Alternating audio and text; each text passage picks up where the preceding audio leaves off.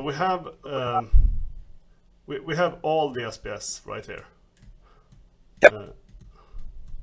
This is the total supply, and everything has not been released yet. I mean, it's still maybe this much of all the SPS that has been released. The rest is coming. So when a few things that the devs are working on is one thing is they're working on getting pools started, and Agrod is he's holding SPS. He's holding a ton of SPS. And what he does when he's starting a pool is he takes a small piece of SPS and he puts it into a pool, and then he takes another piece of SPS and sells it into another currency. So if this is SPS and this is let's say AXS, and he creates a pool here. This in the short term, like this creates the selling pressure on SPS because he has to trade some of his SPS to fill the AXS part of the pool, right? Yeah, maybe. Yeah.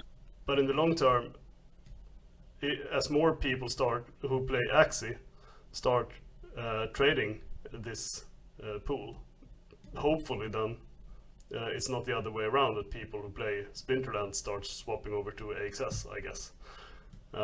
This will create buying pressure for SPS. Is this like a correct understanding? Yeah, I mean that's part of it, right? And I think I'm the thing about selling pressure is from a technical analysis perspective. Yeah. To be honest, it doesn't matter. So we have a saying. There's a saying in the technical analyst community that's like, show me the charts, I'll tell you the news. Oh, okay. Because I think what tends to happen is a lot of people, depending on where SPS goes or any asset, they try to rationalize the why. But sometimes, the thing is, of course, let's say Agroid making pools. That's part of the selling pressure, of course. People who are not happy with the vouchers, that's part of the selling, of course. But also people who just traded SPS when it was still at 20 cents and then sold it at $1-ish, and they're really just taking profits for now before the next buying opportunity comes. That's also part of it. So the price that's always reflected at any period of time already takes into account everything that you could ever think about when talking about a particular asset. I think that's one of the misconceptions. One of the misconceptions that a lot of people have is they think it's going down. It's because the game sucks. Not really. It's sometimes the thing about whether a price moves up and down, momentum really plays a key role in terms of sometimes when you have strong momentum, it really cascades all the way until something stops it, and then there's a like a fundamental shift that happens, and then you can move on along the way. So when it comes to creating liquidity pools, selling pressure, sure, of course, I would be the first one to say that, yeah, of course, maybe. I'm sure it also contributes to the price dumps or the corrections here. But that's trying to force fit something just because there's a momentum, there's a selling momentum that's happening. Yeah. It's very similar to when Bitcoin crashed a few months ago. People kept, all the FUD started to come out, right? They were China miners, blah, blah, blah. But you could just attribute it to, there was a huge run up. It was really overbought that time. So a lot of people sold. And then, the wise traders, the big traders are just waiting for the price to come down because, again, momentum. So you have a lot of positive momentum during the run up. But then after the sell-off, you would have a lot of negative momentum. So as a seller, you'd be like, hey, I'll sell my stuff now. I know that this is going down soon, and I'll just wait. Yeah. So the fact that a lot of people are waiting for something to happen, for example, Yeah. already contributes to the momentum going down because they're not buying anything. Right. So yeah, there you go. That's sort of the perspective there. So another thought that I've had is like if you just look in Discord, and I mean people have, if this is like how much knowledge people have, like, and let's say that this last one is perfect information. Okay. So this is perfect. All the information there is to know about SPS and crypto, and this is maybe the Discord level of knowledge, like the random person in Discord.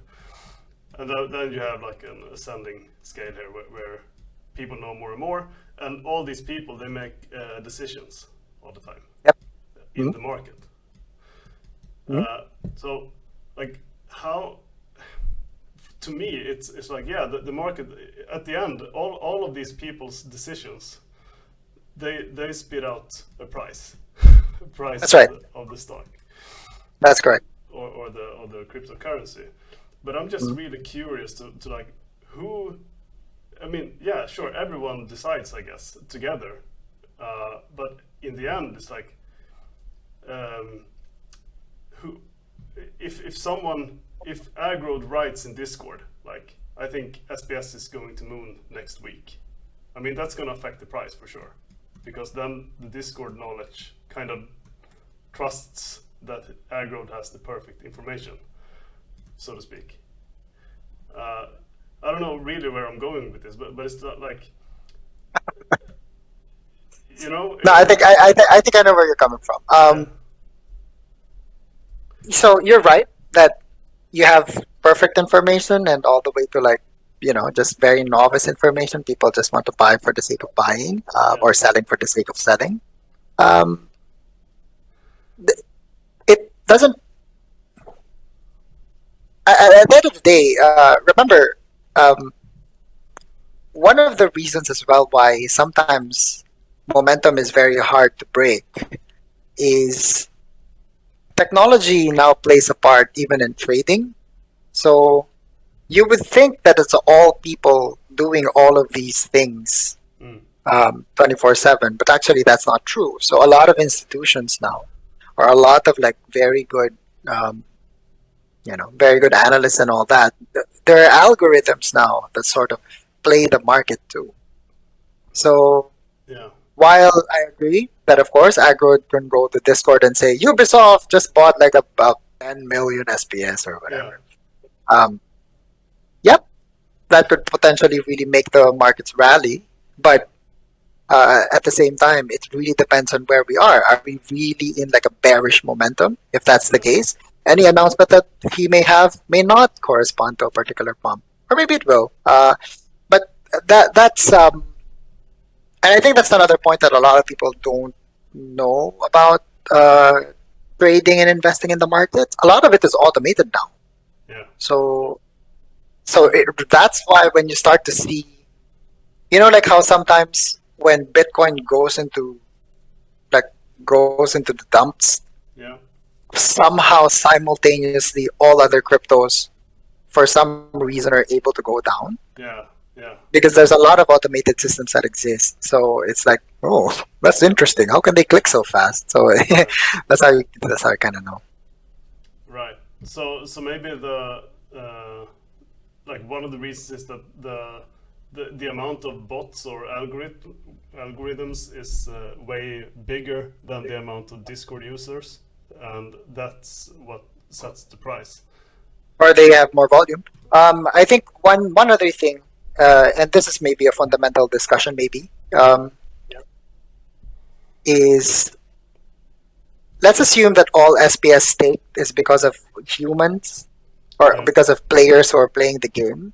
Yeah.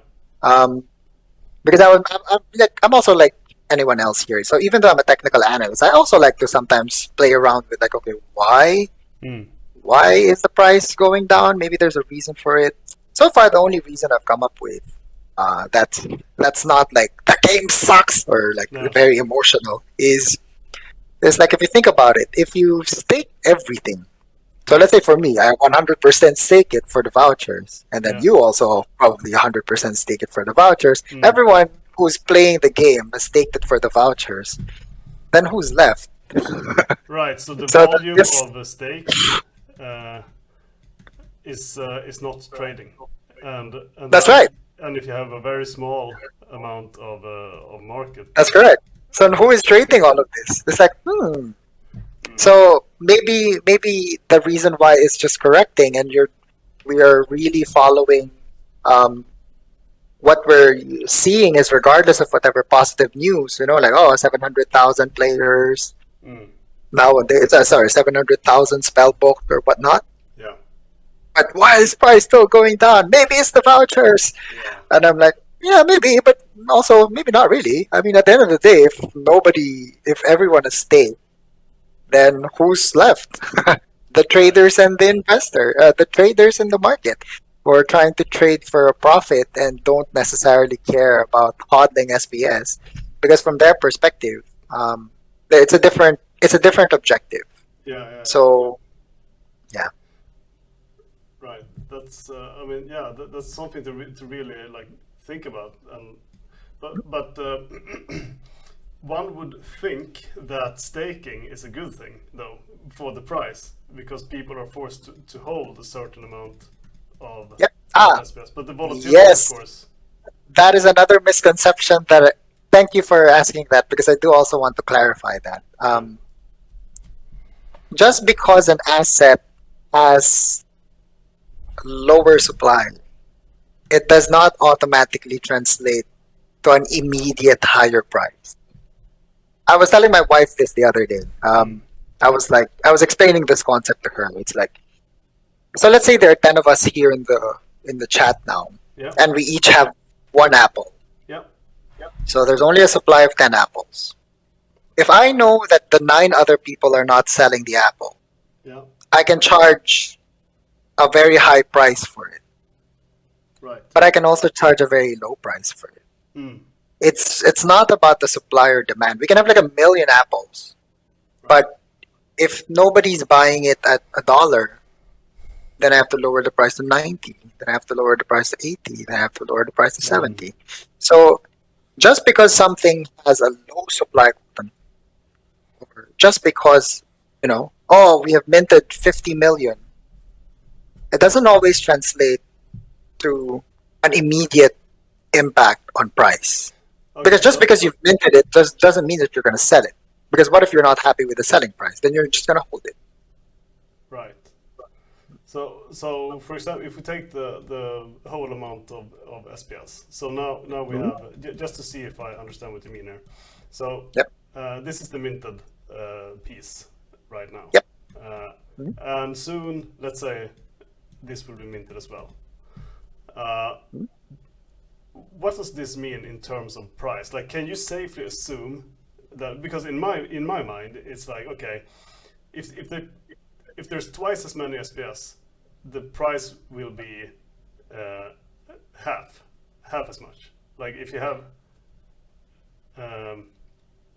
Only if it's sold. only if it's sold, right? And only if the holders are willing to sell it. So right now, what's happening is the prices being reflected are, there are people or things or algorithms willing to sell it at this price, and you have entities as well who are willing to buy it. Doesn't matter if SPS is 10 million tokens only. Doesn't matter if SPS is like 300 million tokens. Mm. If we as two parties agree that 50 cents is what I want to buy SPS for, that is what's going to be. It's very similar to Bitcoin. It's very similar to like when you talk about Bitcoin, for example. Yeah. There are 2 million Bitcoin in circulation, but and if you watch all YouTube channels, it's always like the supply keeps going down, the reserves are going down, but then you start to wonder, why is Bitcoin's price lower? It's because there are still people who are comfortable in selling Bitcoin at that price, and certain people don't want to buy it at anything above 67,000, for example. So just because a supply of a particular asset goes down, this is what I mean. It doesn't necessarily immediately translate to, oh, this is the only available supply, so price now is 10 times higher than before. That's not how it works.